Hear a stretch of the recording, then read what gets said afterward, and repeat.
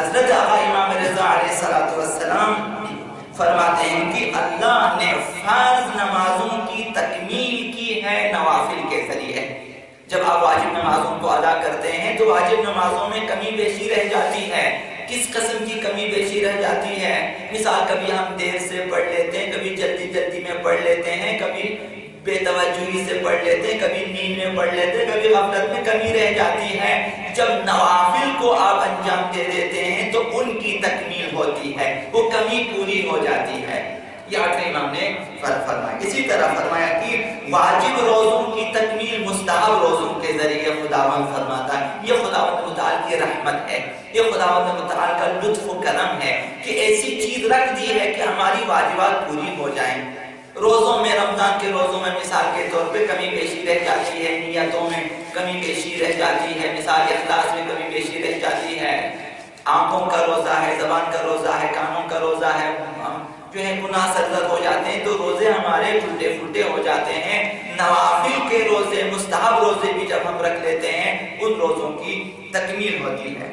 فرمایا کہ اسی طرح سے خداوند واجب طہارتوں میں جو کمی بیشی رہ جاتی ہے، غسل میں، تیمم میں، وضو میں، جو واجب نمازوں کے لیے، واجب امور کے لیے جن میں طہارت شرط ہے، ہم انجام دے دیں، کمی بیشی رہ جاتی ہے تو غسل جمعہ کے ذریعے ان طہارتوں کی تکمیل ہو جاتی ہے تاکہ ہماری طہارت کامل ہو جائے۔ یہ بھی غسل کا ایک فلسفہ ہے۔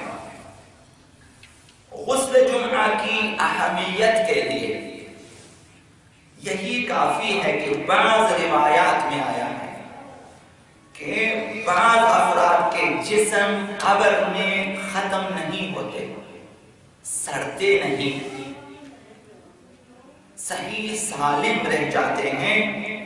مثال ایک شخص عالم واقعی ہے، ایک شخص شہید ہے، ایک شخص مؤمن واقعی ہے، ان کے جسم جو ہیں اکثر سڑتے نہیں ہیں زمین میں، اور تجربے نے بھی اس بات کی تائید کر دی ہے، تجربات سے ثابت ہوا ہے۔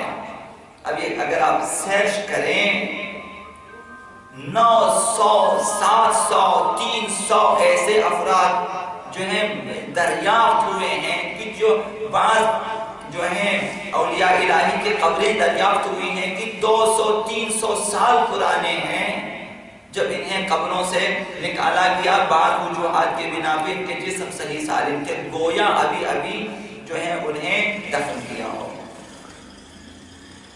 تو روایات سے یہ باتیں ثابت ہوئی ہیں۔ اسی طرح چائنا میں جو ہے بہت ساری قبریں دریافت ہوئی ہیں جن کے اجسام ثابت ہیں، جبکہ وہ 900 سال پرانے ہیں۔ اب ایک واقعہ عرض کرنی ہے اور اس کے بعد آپ کی زحمتیں تمام ہیں۔ ایک شہید کا تذکرہ ہے کہ جس کا جسم جو ہے سالم رہا،